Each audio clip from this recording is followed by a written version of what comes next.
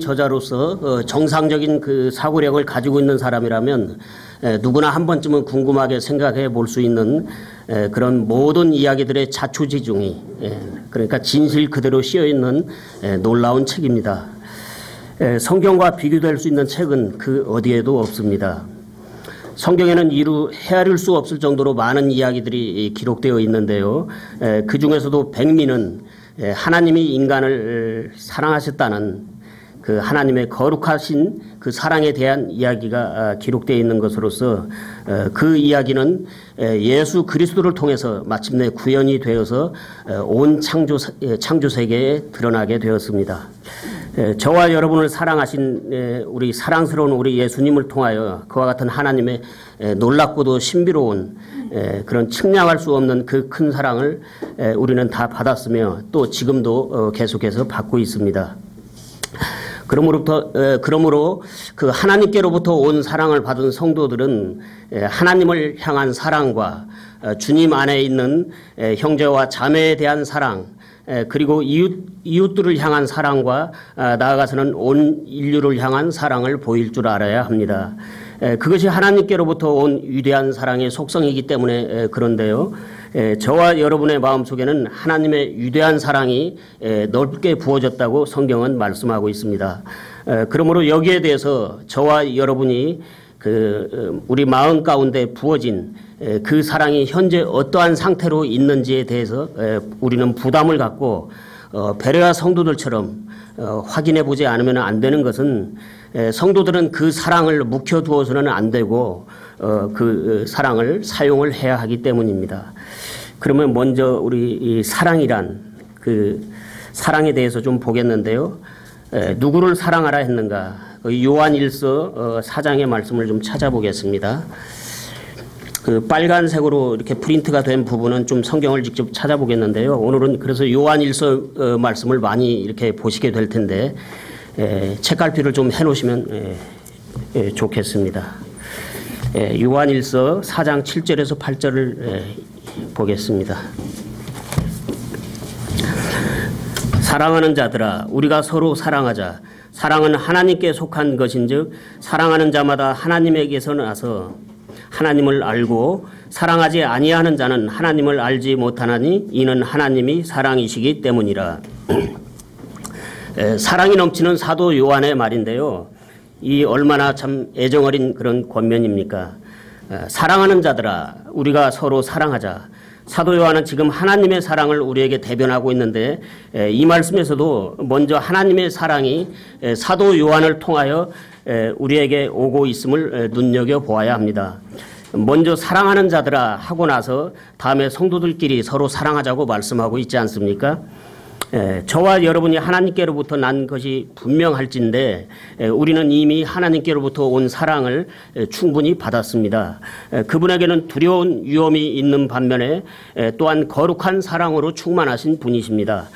그런데 소위 기독교계에서 그동안 하나님의 사랑을 너무 값싸고 흔한 것으로 남발하여 하나님의 거룩한 사랑의 가치를 현저히 떨어뜨려 놓았기 때문에 우리는 그들이 간과한 하나님의 두려운 위험에 대해서 기본적으로 강조를 하고 있지만 그 두려움의 기본 너머에는 하나님은 사랑으로 충만하신 분이요 하나님 그분은 사랑이라고 말씀하고 있습니다. 일반교회에서 기본적인 진리는 잘 가르치지 않고 덮어놓고 사랑 타령만 하기 때문에 말씀을 좀 드렸습니다마는 그렇습니다. 하나님은 사랑이십니다. 하나님의 그 사랑에 우리는 그 하나님의 사랑에 잠기어서 그 황홀한 동산에서 주님과 함께 걸어본 경험이 있는 성도라면은 그 하나님께서는 나뿐만이 아니라 다른 성도들도 그와 같이 사랑하신다는 것을 알게 될 것입니다. 우리 하나님은 스케일이 어마어마하게 크신 분이시기 때문입니다. 다른 성도들을 사랑하지 아니하는 자는 하나님을 알지 못하기 때문이라고 사도 요한은 말씀하고 있는데 여러분은 다른 성도들을 사랑하고 계십니까? 아니 여러분은 하나님을 알고 계십니까? 하나님 그분과 하나님의 사랑은 동떨어진 것이 아닙니다. 그동안 우리 교회를 찾아왔던 많은 분들이 계시는데요. 처음에는 정착을 잘 한 것처럼 보이다가도 얼마 뒤에 보면은 이렇게 보이지 않는 분들이 상당수 많이 있습니다. 반은 물갈이가 되었다고 하는데 저마다 그 이유가 있을 것이라고 생각이 됩니다. 오늘은 그 떠난 분들에 대해서 생각을 좀 해보고자 하는데요. 그분들이 떠나게 된 이유에는 그분들의 문제도 있을 것이고 또 우리의 문제도 없지 않아 있을 것입니다. 그분들에게 문제가 있는 경우라면 어쩔 수가 없습니다. 그러나 우리에게는 아무런 문제가 없을까요? 여기에 대해서 우리 좀 고민을 해봐야 되지 않겠습니까? 이런저런 문제에 대해서 아무런 고민도 없고 생각도 없다면 그것이야말로 우리에게 뭔가 문제가 있음을 말해주고 있는 것입니다. 성도 여러분, 예수님의 교회는 나와 다른 성도들이 서로 연결되어서 함께 지어져가는 그런 영적 건물이기 때문에 신앙생활이라고 하는 것은 나 하나만 괜찮다고 해서 되는 것이 아닙니다. 우리가 선을 행하기 위해서는 그 잘하고 있는 부분에 대해서는 그렇게 걱정할 필요가 없지만은 뭔가 진척이 잘 안 되고 있는 부분에 대해서는 고민을 해야 합니다. 기도 제목인 것이죠. 하나님께서는 저와 여러분을 아무런 사고 능력이 없는 둔하고 무신경하고 무감각한 존재로 만들지 않으시고 아주 섬세하고 예민한 감각을 가진 존재로 만드셨습니다. 인간은 예술적인 감각과 신미안을 갖고 있으며 사랑을 할 수 있는 뛰어난 존재로 창조가 되었다는 말씀입니다. 다시 말씀드리면 그러한 인간을 창조하신 하나님께서는 우리보다도 훨씬 더 예민하시고 섬세하시며 뛰어난 감각과 감정을 갖고 계시는 분이시라는 말씀입니다. 하나님께서 둔한 감정과 감각을 갖고 계시다면 어떻게 예수님을 사랑하실 수가 있으시겠으며 어떻게 또 우리를 사랑하실 수가 있으시겠습니까? 우리 교회 많은 성도님들이 읽어보셨을 텐데요. 제임스 낙스님의 그 성령의 열매라는 그 책 그 259페이지를 인용해서 이 시간 여러분에게 말씀을 좀 드려보고자 합니다. 그래서 이 이야기는 제임스 낙스 목사님의 그 교회 이야기인데요. 한번 잘 들어보시기 바랍니다. 바울은 부드럽고 유모처럼 사랑스럽게 그의 영적 자녀들을 대했습니다. 우리 교회는 종종 성경 강연회를 열고 사람들을 초청합니다. 초청받은 사람들이 2, 3일 또는 3, 4일 정도 말씀을 들은 후 그 다음 주에도 다시 교회에 찾아오는 것은 성경 강연회에서 들은 말씀보다는 이곳에서 어떤 대접을 받았는가에 달려 있습니다. 중요한 이슈, 성경적 기준, 도덕적 원칙 등도 물론 다루어져야 하고 중요합니다. 그러나 사람들이 무엇보다도 가슴에 새기는 것은 그 교회 성도들이 보여준 사랑과 관심입니다. 오는지 마는지 관심도 없는 태도로 대접을 받았는데 그 교회를 다시 오겠습니까? 우리가 왜 예수 그리스도를 사랑합니까? 그것은 그분께서 하신 말씀이 아니라 그분께서 우리를 위해 자신을 내어주심으로 우리를 사랑하셨기 때문입니다. 자, 예수님께서 자신을 내어주셨다는 이 부분이 아주 중요한데요. 제가 토를 달면은 예수님께서 자신을 십자가에 내어주지 않으셨다면 예수님께서 하신 모든 말씀은 우리에게 아무런 의미도 가치도 능력도 없는 그런 말씀입니다. 그것은 공자나 석가가 한 그런 한 말과 똑같은 그런 말잔치에 불과하기 때문입니다. 계속해서 좀 더 인용하겠습니다. 우리 근본주의 또는 성경만을 신뢰한다고 하는 사람들은 성경을 들고 이것은 옳고 저것은 틀렸다, 당신은 육신적이다 등등 비판과 지적은 잘합니다. 그러나 우리가 우리의 혼을 내어주는 사랑의 마음 없이 성경 구절을 들이대는 것은 아무 효과가 없습니다. 이상의 내용인데요. 제임스 낙스 목사님이 성도들에게 사랑을 강조하는 그런 내용입니다. 예수님께서 사랑하시는 성도 여러분, 저와 여러분을 사랑하셔서 자신의 사랑하는 독생자를 희생시키시면서까지 우리를 구원하시는 하나님께서는 저와 여러분이 느끼는 감정이나 감각보다도 훨씬 더 예민하시고 섬세하시며 풍성하신 감정과 감각을 가지고 계십니다. 그러하신 주님께서는 한 영혼의 가치가 천하보다도 더 귀하다고 마태복음 16장 26절에서 말씀을 하셨습니다. 저와 여러분이 애써서 전도를 하지 않았는데도 우리 교회에는 천하보다도 귀한 영혼들이 방문을 하고 있습니다. 한 영혼의 가치를 아시기에 기꺼이 예수님을 세상에 보내주신 하나님의 그 섬세하신 감정을 생각해 보시기 바랍니다. 사랑은 감정에서 오는 것 아닙니까? 여러분, 표현되지 않으면 그것은 사랑과 친절이 아닙니다. 우리 교회를 방문하시는 분들에 대해서 목사님만 관심을 가져서는 안 됩니다. 방문자들에게 부담을 주지 않기 위해서 그러는지는 몰라도 그러나 그것도 정도를 넘어선 것이라면 안 되는 것입니다. 이 점에 대해서 우리는 지금 너무 심하게 기울어져 있습니다. 복원력이 제로 수치로 떨어지기 전에 어서 회복하지 않으면 안 됩니다. 한 그룹 안에 오래 있다 보면은 기존의 성도들은 이런 것을 잘 느끼지 못하게 되지만 처음 방문하는 그 분들은 그 교회의 온도에 대해서 아주 민감한 것입니다. 우리 교회에 방문하는 한 영혼을 저와 여러분이 어떻게 대하는지 우리의 마음을 아시며 또 우리의 마음과 태도에 진정 사랑과 그 성도의 그 사랑과 친절이 없음을 아시는 하나님께서는 저와 여러분을 결코 기뻐하지 않으실 것입니다. 우리 하나님이신 우리 주님 예수님께서는 자신의 피로 산 이 교회의 주인이시기 때문입니다. 제임스 낙스 목사님의 말을 다시 인용하겠습니다. 사람들이 무엇보다도 가슴에 새기는 것은 그 교회 성도들이 보여준 사랑과 관심입니다. 오는지 마는지 관심도 없는 태도로 대접을 받았는데 그런 교회를 다시 오겠습니까? 이 문제에 대해서 여러분이 나는 하나님 앞에서 내 양심에 아무런 거리낌이 없다고 아무런 거리낌이 없고 떳떳하다 이렇게 생각하시는 분들은 다른 성도나 방문자들에 대해서 아무런 관심을 갖지 않으셔도 됩니다. 그러나 돌처럼 굳어버린 여러분의 양심에는 다시는 예수님의 보혈이 흐르지 않을 것입니다. 하나님의 사랑이 누구를 통해서 나타났는가? 요한일서 4장 9절을 계속해서 보겠습니다. 성경을 여시고 요한일서 4장 9절입니다. 하나님께서 자신의 독생자를 세상에 보내사 우리가 그분을 통해 살게 하셨은즉 이것 안에서 하나님의 사랑이 우리를 향해 나타났느니라. 이 말씀은 그 요한복음 3장 16절의 말씀과도 그 연결이 되는 말씀인데요. 거기 여러분이 받으신 프린트물 뒷면에 보시면 그 요한복음 3장 16절도 같이 보겠습니다. 거기 뒷면에 있습니다.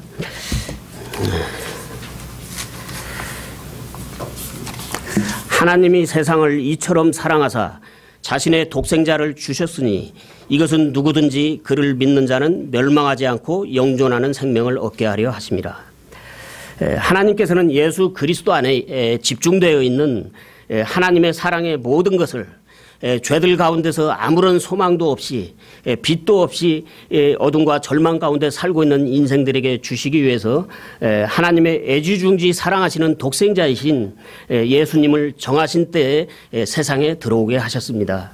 하나님께서는 33년 반 동안 사랑으로 그 어린 양을 정성을 다해서 기르셨습니다. 이렇게 해서 하나님의 사랑으로 충만한 그 어린 양이 가장 실하게 살이 올랐을 때 하나님께서는 갈보리 동산에서 그 어린 양을 잡으셨습니다. 하나님이 어린 양이신 예수님께서는 십자가 위에 높이 달리셔서 선홍빛을 내뿜으며 하나님의 짙은 사랑을 아낌없이 쏟아 부었습니다. 하나님께서는 하나님의 놀라운 사랑을 아들이신 예수님의 육체에 가득 담아서 세상에 당당하게 제시하신 것입니다. 하나님께서는 사랑하시는 독생자의 희생을 통해서 이 세상에 하나님의 사랑을 다 보여주신 것이라는 말씀입니다. 여러분은 하나님의 그 사랑을 다 받으셨습니까? 하나님께서는 하나님의 사랑을 실천하신 예수님에 대하여 아주 크게 만족하시고 예수님의 이름을 모든 이름들보다 더 높이셨습니다. 그리고 죄들 가운데 있는 모든 인생을 초대하고 계시는 것입니다.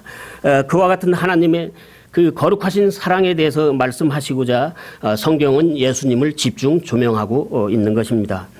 하나님의 측량할 수 없는 이 크고도 신비로운 사랑에 힘입어서 저와 여러분도 하나님의 사랑 앞에 무릎을 꿇고 사망 안에서 그분의 생명 안으로 들어오게 되었으며 오늘도 이 영원한 생명 가운데서 우리는 하나님께 감사를 드리며 그분을 높이고 찬양하며 숨을 쉬고 살고 있는 것입니다.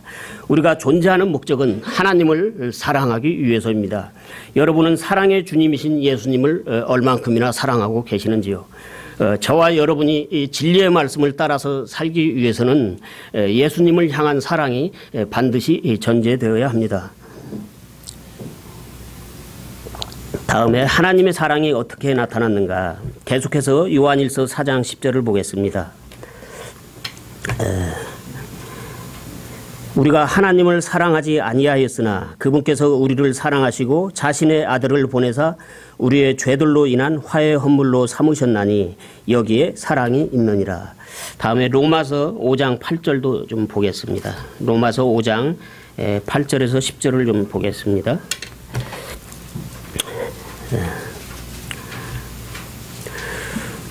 우리가 아직 죄인이었을 때 그리스도께서 우리를 위해 죽으심으로 하나님께서 우리를 향한 자신의 사랑을 당당히 제시하시느니라. 그러면 이제 우리가 그분의 피로 말미암아 의롭게 되었은즉 더욱더 그분을 통해 진노로부터 구원을 받으리니 이는 우리가 원수였을 때 하나님의 아들의 죽음으로 말미암아 하나님과 화해하게 되었을진데 화해하게 된 자로서 더욱더 그분의 생명으로 말미암아 구원을 받을 것이기 때문이라. 여기 로마서 10절 말씀의 끝부분은 혼의 구원을 말씀하시는 것이 아니라 현재 우리 생활 가운데서 구원을 말씀하고 있는 것입니다. 성경 말씀은 우리가 죄인이었을 때 하나님과 원수가 된 상태에 있었다고 말씀하고 있는데 한번 생각해 보십시오. 내가 어떤 사람과 원수 관계가 되어서 그 사람이 나를 향해서 분을 사귀지 못하고 이를 갈면서 내 생명을 노리고 있다면 이 얼마나 두렵고 불편하겠습니까? 하물며 이 모든 창조세계의 주인이신 전능하신 하나님과 내가 원수가 되었다는 사실은 얼마나 두렵고 캥기는 일인지 모릅니다. 곧 쏟아질 듯 말 듯 하나님의 무서운 진노가 내 머리 위에 머물러 있다고 말씀하고 있는데 생각만 해도 등골이 오싹할 만한 일이 아닙니까? 그러나 죄로 인하여 감각이 무뎌진 우리 인생은 그런 두려움마저 상실한 상태에 있었습니다. 그런 우리들을 향하여 하나님께서는 자신의 사랑하는 독생자를 화해 헌물로 삼으셨는데 이것은 아무것도 아쉬울 것이 없으신 하나님 편에서 먼저 우리에게 화해의 손짓을 하신 것입니다. 그러므로 여기 요한일서 4장 10절에서 중요한 단어는 화해 헌물이라는 단어인데요. 화목제물이 아니라 화해 헌물입니다. 그래서 우리 복음 찬송가에도 아직까지 화목제물이라고 이렇게 되어 있는 것 같은데요. 화목이라는 것은 원수 관계에 있던 사람에게 쓰는 표현이 아니고 형제들이나 친구들과의 쌍방의 관계에 있어서 뭔가 어색하거나 친밀하지 못한 그런 관계가 됐을 때 그러한 관계를 개선하기 위해서 서로가 친목을 도모하고자 할 때 쓰는 그런 단어입니다. 따라서 화목이라는 말은 원수에게는 쓸 수 없으며 원수와는 화목하기 이전에 먼저 화해를 청하는 일이 먼저인 것입니다. 그러므로 지금 요한일서 4장 10절에서 말씀하고 있는 화해라는 말은 하나님과 원수 관계에 있는 당사자인 우리 인간이 자신의 죄를 인정하기 까닭에 하나님께 일방적으로 용서를 구해야 하는 그런 경우인 것입니다. 그러므로 응당히 우리 인간의 편에서 화해 헌물을 마련해야 하지만은 그런데 우리가 하나님께 희생으로 드릴 만한 그 화해 헌물이 없다는 것을 아시는 하나님께서는 자신의 가장 사랑하시고 아끼시는 독생자이신 예수님을 저와 여러분의 죄를 위한 화목제물이 아니라 화해 헌물로 내놓으신 것입니다. 그래서 하나님께서는 그 예수님을 우리에게 제공하심으로써 원수되었던 우리들을 모든 죄들로부터 예수 그리스도 안에서 용서하셨을 뿐만 아니라 자신의 아들들로 우리를 양자 삼아 주신 것입니다. 이 놀라우신 하나님의 사랑을 우리가 어떻게 이해할 수 있겠습니까? 우리는 하나님의 사랑을 이해할 수 없습니다. 하나님의 사랑은 자신의 그 사랑하는 독생자를 갈보리 십자가 위에 화해 헌물로 내어놓으심으로써 세상에 나타났습니다. 다음에 참된 사랑이란 요한복음 거기 요한복음 15장을 보겠습니다. 요한복음 15장 12절부터 14절까지 네요. 자, 내 명령은 곧 내가 너희를 사랑한 것 같이 너희도 서로 사랑하라 하는 이것이니라. 아무에게도 자기 친구들을 위해 자기 생명을 내놓는 것, 이것보다 더 큰 사랑은 없나니 무엇이든지 내가 너희에게 명령하는 것을 너희가 행하면 너희가 나의 친구니라. 그 다음에 로마서 13장을 좀 찾아보겠습니다. 로마서 13장 8절에서 10절을 좀 보겠습니다.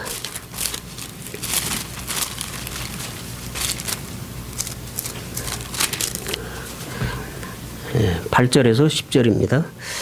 서로 사랑하는 것 외에는 누구에게든지 어떤 것도 빚지지 말라. 다른 사람을 사랑하는 자는 율법을 성취하였느니라. 너는 간음하지 말라. 너는 살인하지 말라. 너는 도둑질하지 말라. 너는 거짓 증거하지 말라. 너는 탐내지 말라 한 것과 어떤 다른 명령이 있을지라도 그것은 너는 내 이웃을 내 자신과 같이 사랑하라 하신 이 말씀 안에 간략하게 들어있느니라. 사랑은 자기 이웃에게 해를 끼치지 아니하나니 그러므로 사랑은 율법의 완성이니라. 제가 지금 두 구절을 그냥 한 구절을 좀 설명을 드리고 로마서 말씀을 읽어야 되는데 제가 이렇게 붙여서 읽었습니다. 죄송합니다. 요한복음 15장 먼저 읽은 15장 12절에서 14절의 말씀에 대해서 말씀을 드리겠습니다. 예수님께서는 제자들에게 내가 너희를 사랑한 것 같이 너희도 서로 사랑하라는 지침을 주시면서 사랑하는 친구들을 위해서 하나뿐인 자기 생명을 내놓는 것보다 더 큰 사랑은 없다고 말씀을 하시고 계십니다. 그러므로 서로 사랑하라는 주님의 명령에 순종하는 자를 친구로 여기겠다고 말씀을 하시고 예수님께서는 말씀하신 대로 친구들을 위하여 큰 사랑을 십자가에서 몸소 실행하심으로 본을 보여주셨습니다.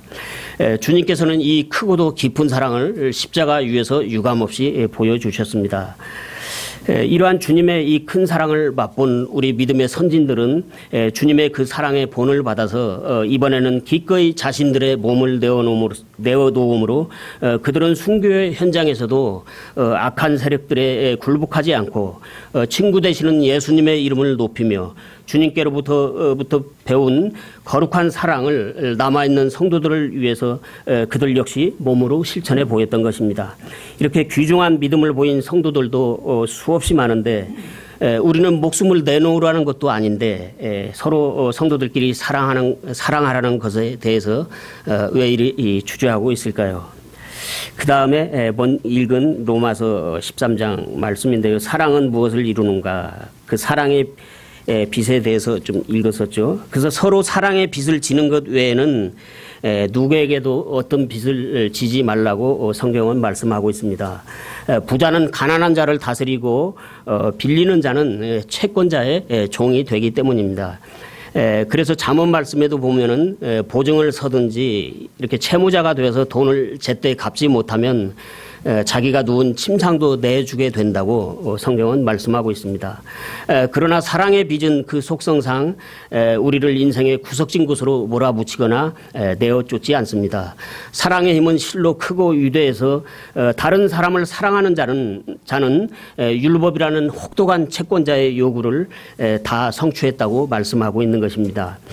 죄를 짓는 혼, 그 혼은 죽을진이라고 에스겔 18장 20절은 애누리 없이 단호하게 말씀하고 있는데 율법의 종착역은 죽음입니다. 율법을 범하는 자를 강력한 줄로 포박을 해서 끝내 죽음에 이르게 하는 반면에 사랑은 그 율법의 요구를 다 들어주고도 남을 만큼 능력이 있는 그런 법으로서 율법 위에 있는 상위의 법입니다.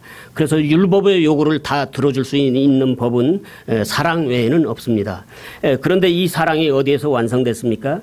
그것은 예수님께서 모든 사람들이 지키지 못한 그 율법의 요구를 십자가에 못 박히심으로써 죽음으로 죽음의 권능을 없이 하시고 흘리신 그 신성한 피로 사람들이 율법에게 진 빚을 단번에 다 지불하시고 3일 만에 부활을 하심으로 완성을 하셨습니다. 예수님께서는 사랑으로 율법을 완성하신 것입니다. 그래서 사랑은 자기 것을 추구하지 않는다는 고린도전서 13장 그 5절의 말씀은 사랑은 이기적인 것이 아니라 이타적인 것이라고 말씀을 하고 있는 것으로서 이웃을 사랑하는 사람은 이웃에게 해를 끼칠 이유가 없는 것입니다. 그래서 육체로 계실 때도 선하고 의로움으로 이스라엘 백성들을 사랑하신 예수님께서는 십자가 위에서 그보다 더 큰 사랑을 몸소 실천하셨습니다. 그러니 저와 여러분이 어떠한 사람이 되어야 하겠습니까? 다음에 성도는 사랑을 가진 자이다. 계속 요한일서 4장 16절 말씀을 보겠습니다. 요한일서 4장 16절입니다.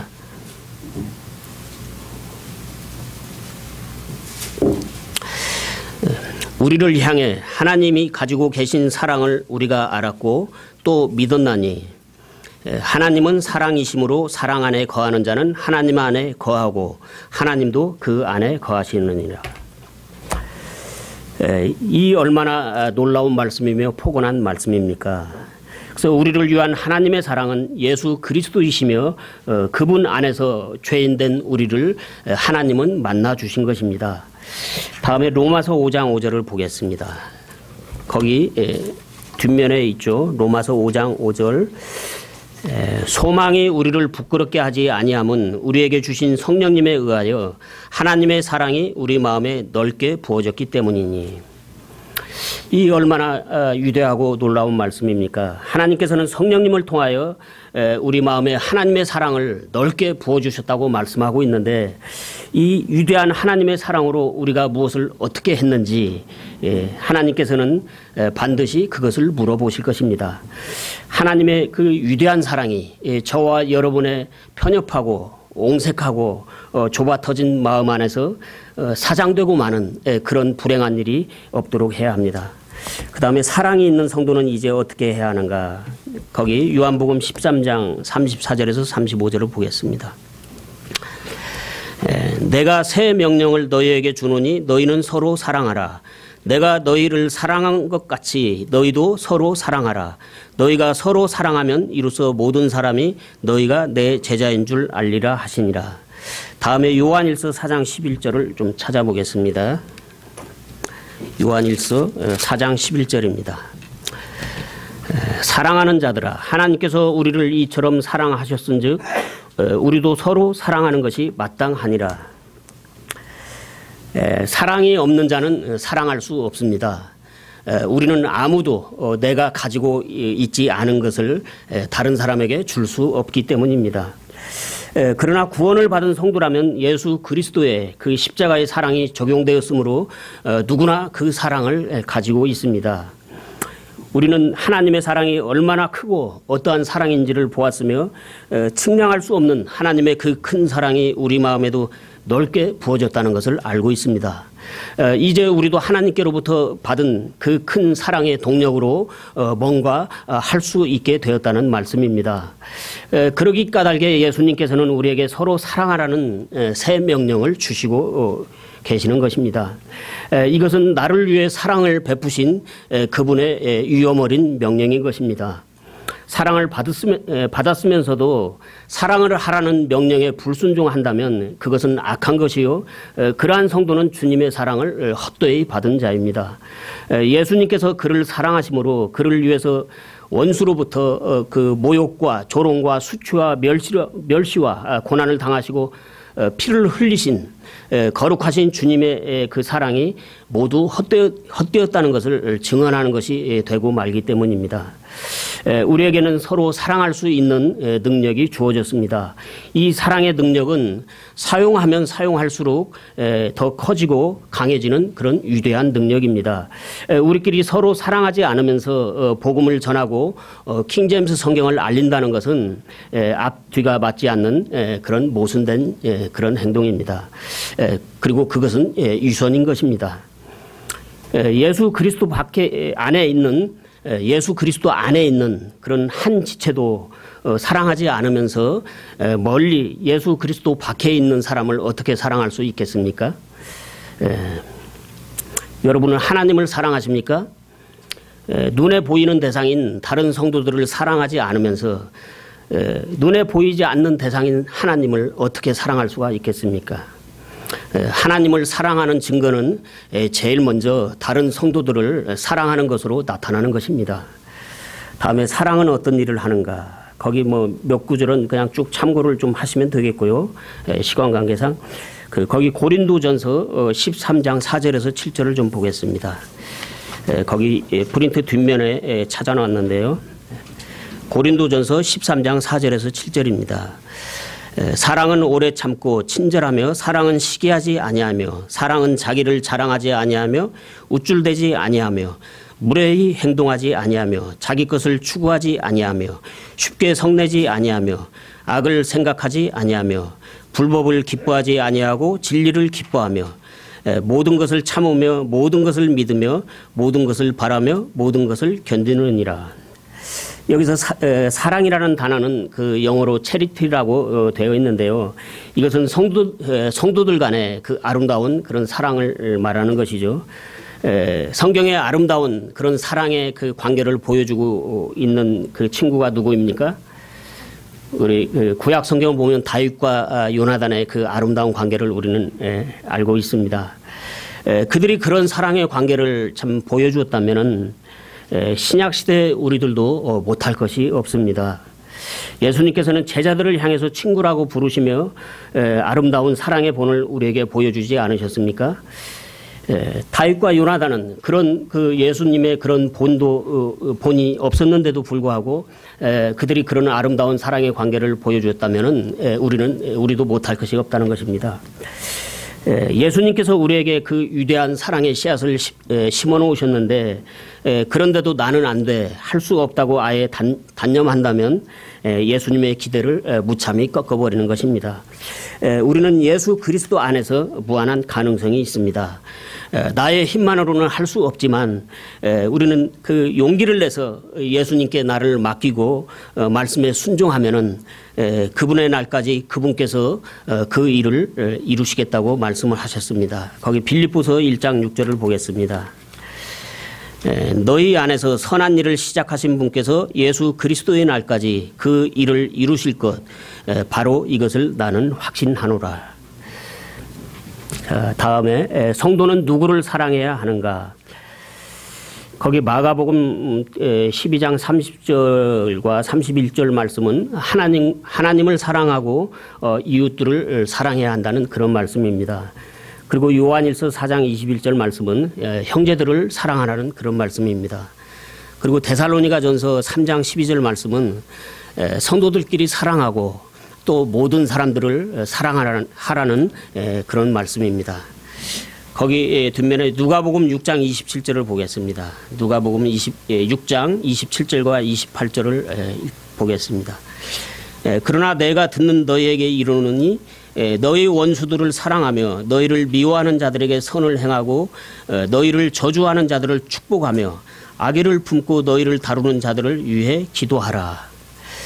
원수와 적들까지도 사랑하라는 예수님의 말씀입니다. 산상수훈의 말씀이지만 우리 믿음의 선진들은 그와 같은 믿음을 실제로 보였습니다. 우리도 그와 같은 마음가짐을 갖고 신앙생활을 해야 한다는 그런 말씀으로 받아들이면 되겠습니다. 그것이 예수 그리스도 안에 있는 진정한 승자인 저와 여러분의 그 여유이기 때문입니다. 그 다음에 성도로서 사랑의 생활이 없는 자는 누구인가 대해서 한번 보겠습니다. 거기 요한일서 3장 15절 말씀을 좀 찾아보겠습니다. 책갈피 해놓으셨죠? 요한일서 3장 15절 말씀입니다. 누구든지 자기 형제를 미워하는 자는 살인하는 자니 살인하는 자 속에는 영원한 생명이 거하지 아니하는 줄 너희가 아느니라.